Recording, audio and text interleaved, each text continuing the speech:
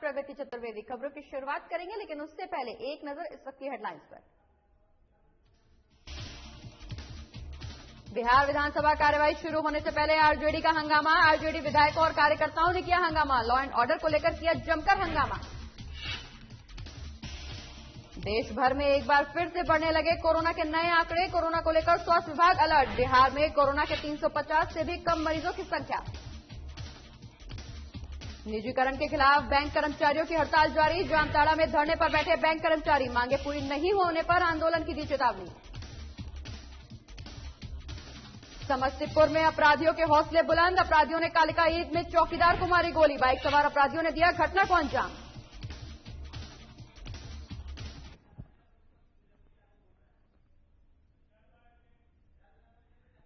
चलिए खबरों की शुरुआत करेंगे और आपको सीधा लिए चलते हैं बिहार विधानसभा, जहां नेता प्रतिपक्ष तेजस्वी यादव क्या कुछ कह रहे हैं, आइए आपको सुनवाते हैं। तो वहां थाना या तो विद्यालय बनाएंगे। नवंबर माह की घटना है महोदय, अब तक तो गिरफ्तारी भी नहीं हुई उनकी भाई की, और ना ही वहां थाना बना, ना ही सरकार ने उस जमीन को कब्जाने का काम किया महोदय। क्यों, ये तो पूछा जा सकता है ना महोदय, आखिर क्यों? तो ये कहना गलत तो नहीं होगा कि सत्ता जो है वो संरक्षण देने का काम कर रही है महोदय। तो पूरी तरीके से जो है सरकार लॉ एंड ऑर्डर का मामला हो, पुलिसिंग का मामला हो, शराबबंदी का मामला हो, पूरी तरीके से फ्लॉप हो चुकी है महोदय, कोई काम की नहीं। अध्यक्ष महोदय, तो हम ज्यादा कुछ नहीं कहेंगे, हम आपके पास इसके बाद चैम्बर में आकर के आपको हम तथ्य पेश करेंगे महोदय, और हम चाहेंगे कि आप भी सदन को आश्वस्त करें कि आप जो है कार्रवाई करने के लिए उस पर जांच का आदेश दीजिएगा, और जांच के आदेश में ये भी दीजिए कि अगर हम झूठ बोल रहे तो हम पे भी कार्रवाई कीजिएगा। ये भी आप जांच के आदेश में आप बोलने का काम कीजिए। एक मिनट, मंत्री संसदीय दल ये कुछ कहना चाह रहे थे, तो मान लीजिए जो मंत्री के संदर्भ में है वो अपना बयान रखेंगे बाद में। महोदय, आप आसन से जिन बातों की चर्चा कर रहे हैं, यह तो सदन के किसी भी माननीय सदस्य का अधिकार है, और माननीय मंत्री का तो अधिकार है ही कि अगर किसी सदस्य या किसी मंत्री के बारे में कुछ बातें आती हैं तो उनको स्पष्टीकरण देने का, पॉइंट ऑफ क्लैरिफिकेशन पर अपनी बातें कहने का आपकी इजाजत लेकर ये सभी मतलब सदस्यों का और माननीय मंत्री का अधिकार सुरक्षित है। और अगर माननीय मंत्री इस विषय पर अपना पॉइंट ऑफ क्लैरिफिकेशन देना चाहते हैं, स्पष्टीकरण देना चाहते हैं, तो उनको अवश्य इजाजत दीजिए। ठीक, अध्यक्ष महोदय, ये ऐसे ही समय है भाई। अब आप क्या बोलेंगे?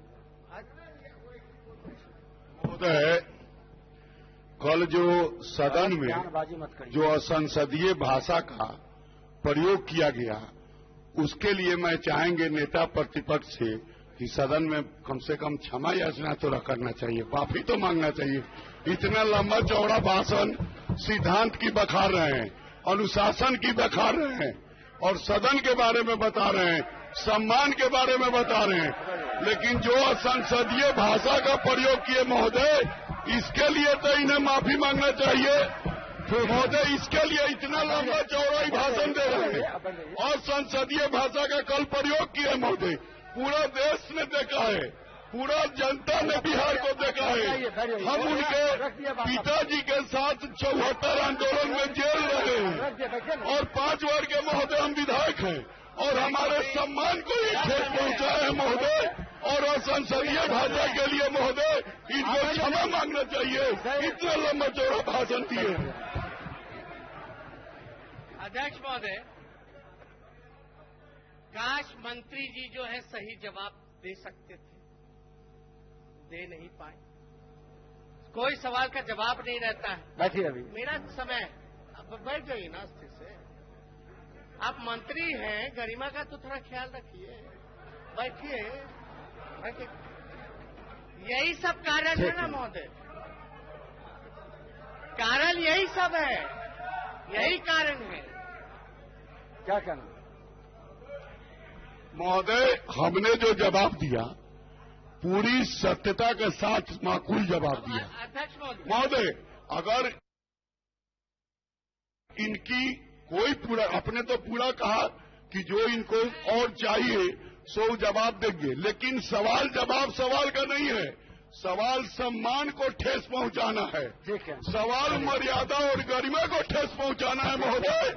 और मैं अति पिछड़ा वर्ग का व्यक्ति हूँ, 5 वर्ग का विधायक हूँ, और संसदीय भाषा का प्रयोग कर ये महोदय सदन के माननीय सदस्य का गरिमा का अवहेलना किए महोदय, इस पर माफी मांगना चाहिए। बैठ जाइए, बोलिए। ऐसे चलेगा तो मुख्यमंत्री बोलना भी चाहेंगे तो बोलने नहीं दिया जाएगा। सदन में धमकी की भाषा नहीं चलती है, ये उचित नहीं है। सदन में धमकी की भाषा नहीं चलती है। हमारे नहीं, हमारे बोलिए। अध्यक्ष महोदय, बैठ जाइए, सब लोग बैठ जाइए। अध्यक्ष महोदय, माननीय सदस्यगण, अध्यक्ष महोदय,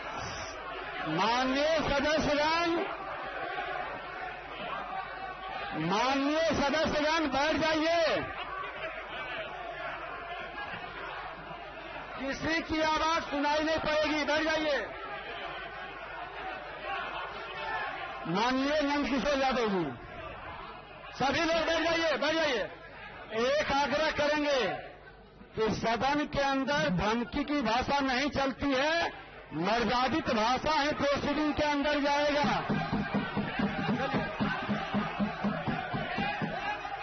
बैठ जाइए सभी लोग। अध्यक्ष महोदय, सदन अपने नियम और नियमावली से चलती है और सभी सदस्यों से आग्रह करेंगे बैठ जाएं, मर्यादित भाषा का उपयोग करें, सदन का माहौल शांतिपूर्ण बरकरार रहे। बैठ जाइए सभी लोग, आग्रह कर रहे हैं। नहीं, ये उचित नहीं है, बैठ जाइए। आप भी बैठ जाइए सदा जी। अध्यक्ष महोदय, कैसे चलेगा, कैसे चलेगा? वो आप बैठ जाइए, वो हट गया, प्रोसीडिंग का पार्ट नहीं बना, वो प्रोसीडिंग का पार्ट नहीं है। बैठ जाइए,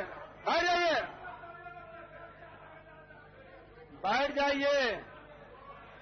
सदन का माहौल सौहार्दपूर्ण बनाए रखना सबकी जिम्मेवारी है। अध्यक्ष महोदय, विजय बाबू, इतने आरोप हमने मुख्यमंत्री पे लगा, ऐसा हंगामा नहीं हुआ। ये बीजेपी के मंत्री थे, तो देखिए सत्य प्रमाण का कितना चिढ़ रहे लोग। अध्यक्ष महोदय, मंत्री पार्टी के नहीं होते हैं, एनडीए के इनके मंत्री हैं। अरे अब मेरा समय सबको मिल रहा है, आप तो अपना समय तो कुल को दे रहे हैं स्वयं। बैठ जाइए सर।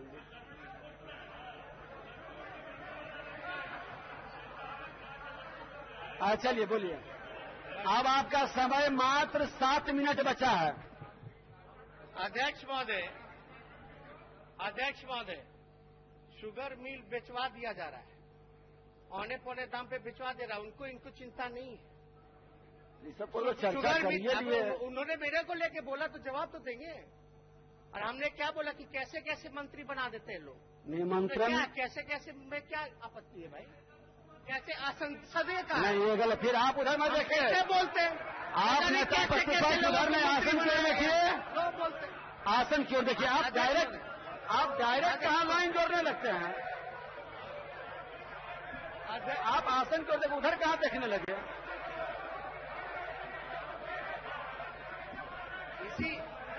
आप बैठ जाइए, आप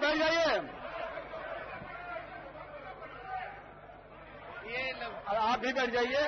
दोनों आगे बैठ जाइए, अब दोनों बैठ जाइए, दोनों बैठ जाइए। आप भी बैठिए। अरे आप भी बैठिए। माननीय सदस्यगण, वाद विवाद का मतलब ये नहीं है कि वातावरण तनावपूर्ण बने। वाद विवाद का मतलब है कि हम सकारात्मक सौहार्दपूर्ण वातावरण में अपने अपने पक्ष को रखें, एक दूसरे को हम आईना दिखाएं और जनहित में हम क्या बेहतर कर सकते हैं वो सुझाव भी रखें। दोषारोपण से समस्या का निदान नहीं हो सकता। इसलिए दोषारोपण की बजाय हम पॉजिटिव विजन को भी सदन के सामने रखें, ताकि नए सदस्य जिम्मेवारी पद पर बैठे हुए लोगों को बड़ी गौर से देखते हैं, तो उनके विजन से वो सीखें और आगे कदम बढ़ाएं। नेता प्रतिपक्ष। अध्यक्ष महोदय, हम ज्यादा टिप्पा टिप्पणी नहीं कहेंगे। मामले को ये लोग उलझाना चाहते हैं हंगामा करके, और सच्चाई को बोलने से लोग रोकना चाहते हैं। बात यह है कि जो तथ्य हमने रखे उस तथ्य पे तो ये कुछ बोल ही नहीं सकते, क्योंकि फंसे हुए हैं। जब मौका मिलेगा आप सुनेंगे तो बोलेंगे। अध्यक्ष महोदय, अब फिर ये आप बैठ जाइए, आपको मौका मिलेगा। बोलने दीजिए, बोलिए बोलने दिया। आप बैठ जाइए। नहीं, अभी समय दिया जा। आपको हम समय देंगे, और नेता प्रतिपक्ष सब लोग यहाँ रहेंगे और सुनेंगे आपकी बात को। तो बिहार विधानसभा की लाइव तस्वीरें देख रहे थे आप, जहां नेता प्रतिपक्ष ने सत्ता पक्ष को घेरने की कोशिश की है। आपको बता दें कि इस दौरान तेजस्वी यादव ने बढ़ती और बिगड़ती कानून व्यवस्था को लेकर के सत्ता पक्ष पर निशाना साधा है। वहीं इस दौरान नेता प्रतिपक्ष के तमाम सवालों को लेकर के सत्ता पक्ष के नेता हंगामा करते हुए भी नजर आए। हालांकि निष्कर्ष कुछ नहीं निकला, लेकिन अब देखना यह होगा कि नेता प्रतिपक्ष ने जो आरोप लगाए हैं कि बिहार में कानून व्यवस्था चरमराती हुई नजर आ रही है, इस पर सरकार क्या कुछ एक्शन लेती है। इसी के साथ खबरों में आगे बढ़ेंगे, लेकिन फिलहाल रुक रहे हैं एक छोटे से ब्रेक के लिए। ब्रेक के उस पार भी बिहार झारखंड की तमाम बड़ी खबरों का सिलसिला रहेगा जारी।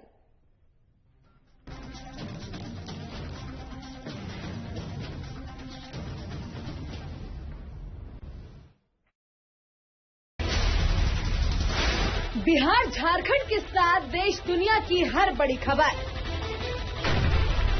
देखिए फटाफट अंदाज में शाम 7:30 बजे।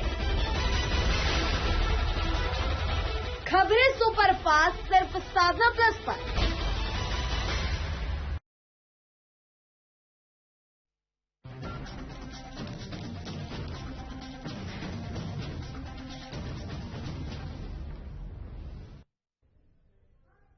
और ब्रेक के बाद एक बार फिर से स्वागत है आपका। खबरों में रुख करेंगे, जहां देश में एक बार फिर कोरोना के नए मामले सामने आने लगे हैं। देश के कई हिस्सों में एक बार फिर से लॉकडाउन लगाया गया है।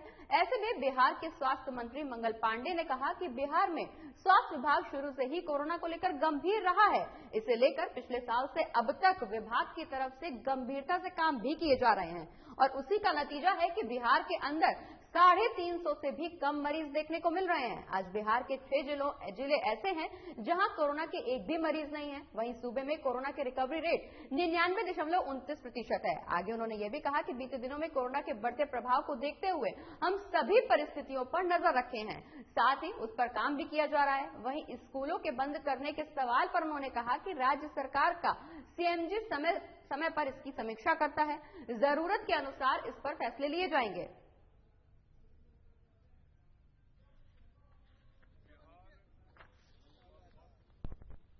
से ही गंभीर है कोरोना के हर मामले में।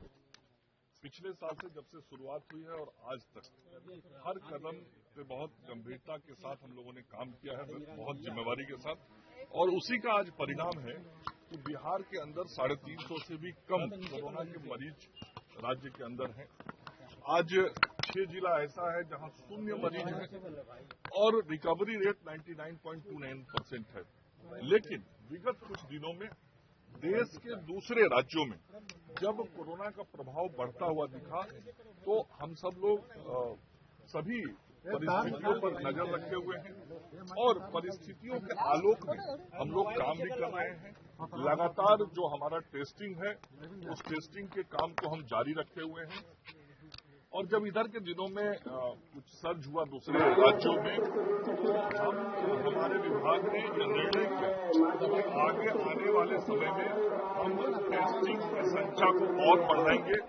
इसके साथ ही जो हवाई अड्डा है वहां पर बढ़ते आगे और अब बात पश्चिम बंगाल की करेंगे, जहां पश्चिम बंगाल की राजनीति में लगातार उतार चढ़ाव देखने को मिल रहे हैं। आपको बता दें कि आने वाले कुछ समय में पश्चिम बंगाल में चुनाव होने वाले हैं, जिसको लेकर के बीजेपी अपनी पूरी तरह से तैयारियों में जुटी हुई है। इसी को लेकर के बीजेपी के राष्ट्रीय अध्यक्ष जेपी नड्डा पश्चिम बंगाल पहुंचे हैं, जहां उनका रोड शो किया जा रहा है। आइए आपको सीधा लिए चलते हैं पश्चिम बंगाल, जहां जेपी नड्डा का रोड शो जारी है। अध्यक्ष महोदय को बुला दिए हैं। आज सरकार द्वारा गृह विभाग की मांग संख्या 22 मिनट में ही खत्म करेंगे। एक मंत्री जी के भाई जो है वो उद्घाटन करने जाता है, जिसमें बात तो हो रही, अब कंक्लूड करिए कुछ पॉजिटिव बात। कि पश्चिम बंगाल के बिष्णुपुर में जेपी नड्डा का रोड शो जारी है, जहां पे भारी संख्या में कार्यकर्ताओं ने हिस्सा लिया है। बता दें कि पश्चिम बंगाल की राजनीति में लगातार नए नए समीकरण देखने को मिल रहे हैं, जिसके चलते हालांकि बीजेपी लगातार अपनी पूरी ताकत झोंक रही है। जहां बीजेपी कोशिश कर रही है कि पश्चिम बंगाल की जनता को रुझाने की कोशिश है। इसी के चलते राष्ट्रीय अध्यक्ष बीजेपी के जेपी नड्डा पहुंचे हैं पश्चिम बंगाल, जहां बिष्णुपुर से उनका रोड शो चल रहा था। खबरों में आगे बढ़ेंगे, जहां United forum of banking union के आह्वान पर बैंक कर्मियों का 2 दिवसीय राष्ट्रव्यापी बैंक हड़ताल पर है, जिसका असर अब जामताड़ा में भी देखने को मिल रहा है। वहीं हड़ताल के दूसरे दिन कई बैंकों के कर्मचारियों ने रैली निकालकर बाजार वक्त का भ्रमण किया। वहीं मौके पर कर्मचारियों ने केंद्र सरकार और वित्त मंत्री की नीतियों के खिलाफ जमकर नारेबाजी भी की। बता दें कि जिले के कई बैंकों में 69 शाखा के 260 कर्मचारी दूसरे दिन पर भी हड़ताल पे हैं, जिसकी वजह से सभी बैंकों में ताला लटका हुआ है। संघ के नेता नीरज कांति खां ने कहा कि बजट में वित्त मंत्री द्वारा 2 बैंकों के निजीकरण की बात कही गई है, जिसके विरोध में आज से हम लोग 2 दिवसीय हड़ताल पर हैं। उन्होंने ये भी कहा कि अगर हमारी मांगे पूरी नहीं होती हैं, तो सभी कर्मचारी अनिश्चितकालीन हड़ताल पर चले जाएंगे। वहीं कांति खापाल ने कहा कि बैंकों का निजीकरण करने से बैंक कर्मचारियों के साथ साथ ग्राहकों का भी नुकसान होगा।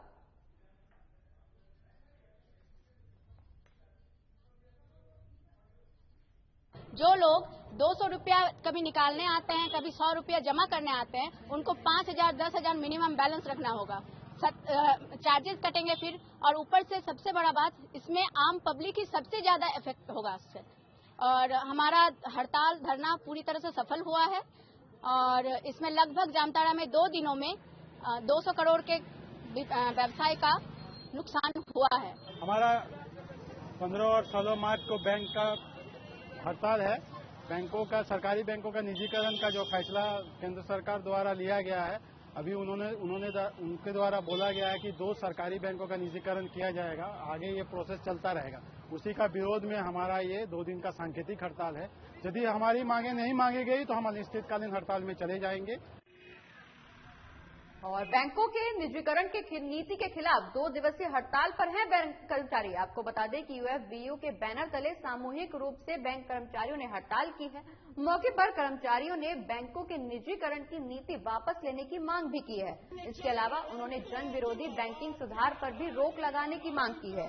हड़ताल में शामिल कर्मियों का कहना है कि निजीकरण की नीति के खिलाफ अभी हमारी लड़ाई की शुरुआत है। अगर सरकार हमारी मांगे नहीं मानती है तो बैंक कर्मचारी अनिश्चितकालीन हड़ताल करेंगे। मुख्य रूप से central committee member Jayaprakash, zonal committee member Arun Kumar, Poonam Kindo, Preeti Sinha, Suhit Ghosh, Prashant Lakra समेत तमाम बैंक कर्मचारी इस दौरान मौजूद रहे। हड़ताल हमने एक्चुअली देश के गरीबों के लिए ही की है। जैसा कि आप लोग जानते हैं कि सरकार निजीकरण की तरफ बढ़ रही है, बैंकों का निजीकरण करने वाली है, और ये भारत जैसे देश के लिए ये सही नहीं है, जहाँ पे 70% किसान और गरीब लोग रहते हैं। इस देश में अगर हमारे जैसी बैंक ना हो जो गांव-गांव तक पहुंच करके हर एक को सुविधा देती है, अगर वही वंचित रह जाएंगे तो इकोनॉमी का क्या हम लोगों का पता नहीं है। प्रधानमंत्री को इकोनॉमी की समझ है या नहीं है, क्योंकि इकोनॉमी कहाँ जा रही है उनकी नीतियों से उनको शायद दिखाई नहीं दे रहा है। और आइए आपको एक बार फिर से पश्चिम बंगाल के बिष्णुपुर ले चलते हैं, जहां बीजेपी के राष्ट्रीय अध्यक्ष जेपी नड्डा रोड शो कर रहे हैं। टोलाबाजी का खेला शेष हो गए, तुष्टीकरण खेला शेष, वोट बनी खेला शेष,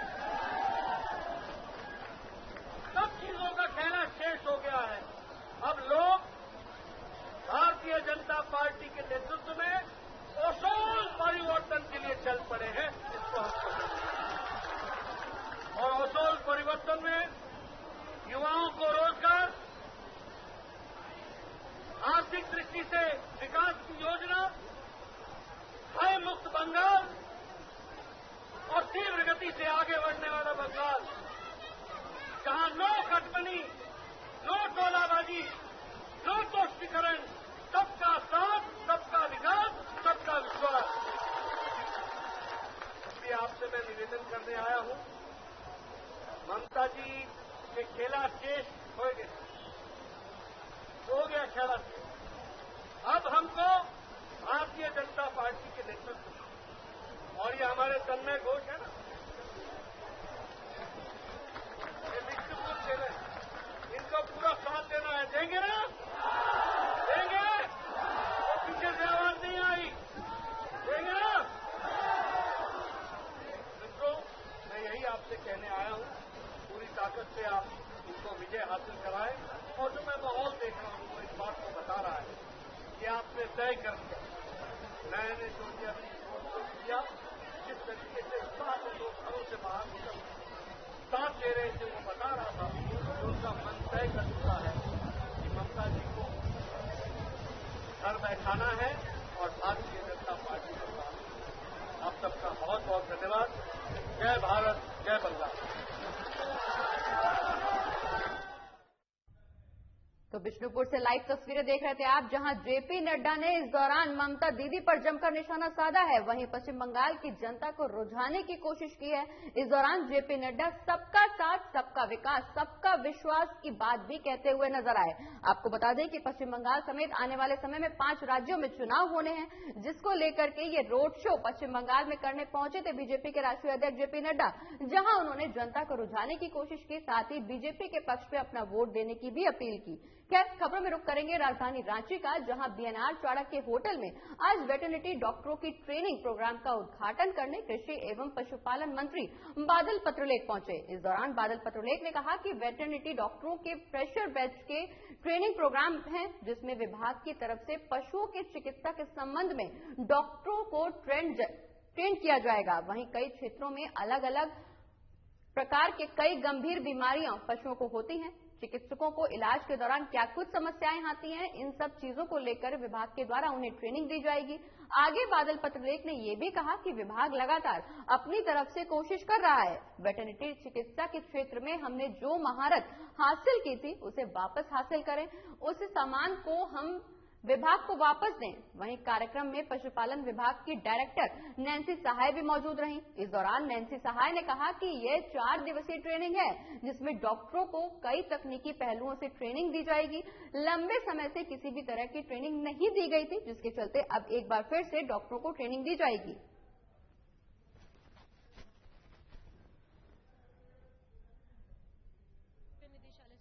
है, लेकिन फिर भी जो जानकारी है कि इस बार कोशिश ये है विभाग की, हम लोग 1 रुपए पर लीटर के हिसाब से हम लोग बाईबैक पॉलिसी सरकार ला रही है। और यही कोशिश रहेगी कि हम लोग जितने भी हमारे पशुपालक है, खासतौर पर लॉकडाउन का समय अगर आप लोग देखेंगे तो उस समय ये समस्या काफी आई थी कि लोगों का जो उत्पादन है उसका हम लोग खपत नहीं कर पा रहे थे।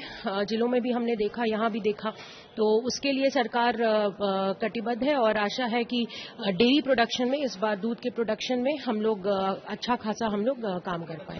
इनको जो विशेषज्ञ हैं और यहाँ पे फैकल्टी है, डीन है, साइंटिस्ट है, उन लोगों के माध्यम से प्रशिक्षण दिया जा रहा है कि पशुओं में जो जन्य बीमारियां जो उत्पन्न होती है उसके रोकथाम के लिए हर एक साल नई नई बीमारियां आती है और उसके लिए विभाग अपनी तैयारियां करती है। उसके लिए हमारे डायरेक्टरेट के डायरेक्टर नैन्सी सहाय जी के द्वारा ये बहुत ही अच्छा प्रयास है। हमने कहा था कि इस बार बजट आउटकम बजट है। आने के साथ ही आप देखते हैं कि विभाग ने पूरे साल की तैयारियां शुरू कर दी है। ये शुरुआत है। रांची के बाद हम प्रमंडल स्तर पर जाएंगे, जिला स्तर पर जाएंगे। डायरेक्ट और इनडायरेक्ट रूप से पशुओं में जो बीमारियां होती है उससे मानव जीवन भी प्रभावित होता है।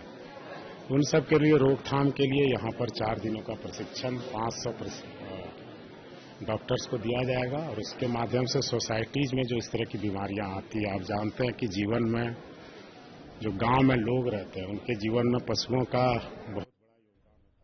और अब बात कटिहार की करेंगे, जहां कलेक्ट्रेट के पास स्थित चिल्ड्रन पार्क में 16 प्रखंड के कार्यपालक सहायकों का जमावड़ा लगा हुआ है। जिले के 600 से ज्यादा कार्यपालक सहायकों ने अपनी मांगों को लेकर धरना प्रदर्शन किया है। ये सहायक अपनी 8 सूत्रीय मांगों को लेकर अनिश्चितकालीन हड़ताल पर बैठे हैं।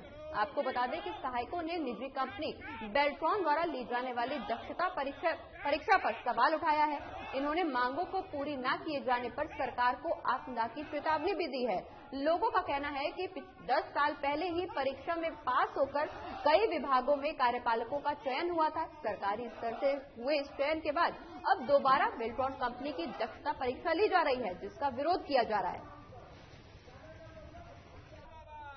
हमारी जो हम लोग कार्यपालक सहायक जो भी हैं, हमारी दक्षता परीक्षा के बाद ही नियुक्ति हुई है। क्या हम ये जानना चाहते हैं सरकार से, वो जो क्या हमारी दक्षता परीक्षा पूर्ण नहीं की गई थी, या फिर उनके जिला अधिकारी जो हमारी दक्षता परीक्षा लिए उन पर वो सवाल साध रहे हैं क्या सो आपकी ली गई परीक्षा यानी कि व्यर्थ थी, यानी आप परीक्षा नहीं लिए हैं ठीक से, आप क्यों ऐसा परीक्षा लिए जो कि आप एक प्राइवेट कंपनी के हाथ में हम लोग को दे रहे हैं। ये हम जानना चाहते हैं कि अगर वो परीक्षा हमारे डीएम साहब जो परीक्षा हमारी लिए तो उन पर सवाल किया जा रहा है ना, तो अब वैसे डीएम को क्यों नियुक्त करते हैं? नहीं करना चाहिए वैसा नियुक्ति आपको। हम लोगों की मांग जो है सरकार से है, बीपीएसएम के द्वारा हम लोग को विगत 10 साल पहले नियुक्त किया गया था, जिसमें जिला पदाधिकारी द्वारा पैनल बनाया गया था। उसी पैनल के तहत विगत 10 सालों से हम लोग कार्यरत हैं, परंतु अब जब हम लोग सरकार से अपने हक के लिए मांग करते हैं तो हम लोग को तुगलकी फरमान जारी किया जाता है। उसी तुगलकी फरमाने के खिलाफ में हम लोग आज धरना पर बैठे हुए थे। इसके पहले हम लोग 2 दिन सांकेतिक हड़ताल में सरकार को आगाह किए थे कि हम लोग की जो मांग है, जो शासी परिषद की बैठक में जो निर्णय लिया गया हम लोग के खिलाफ में, उसको वापस किया जाए, अन्यथा हम लोग अनिश्चितकालीन हड़ताल पर जाने के लिए बाध्य होंगे। उसी के एवज में आज अनिश्चितकालीन पहला दिन से आज हम लोग बैठे हुए हैं। और इसी के साथ इस बुलेटिन में फिलहाल इतना ही। आप देखते रहिए साधना प्लस बिहार झारखंड। नमस्कार।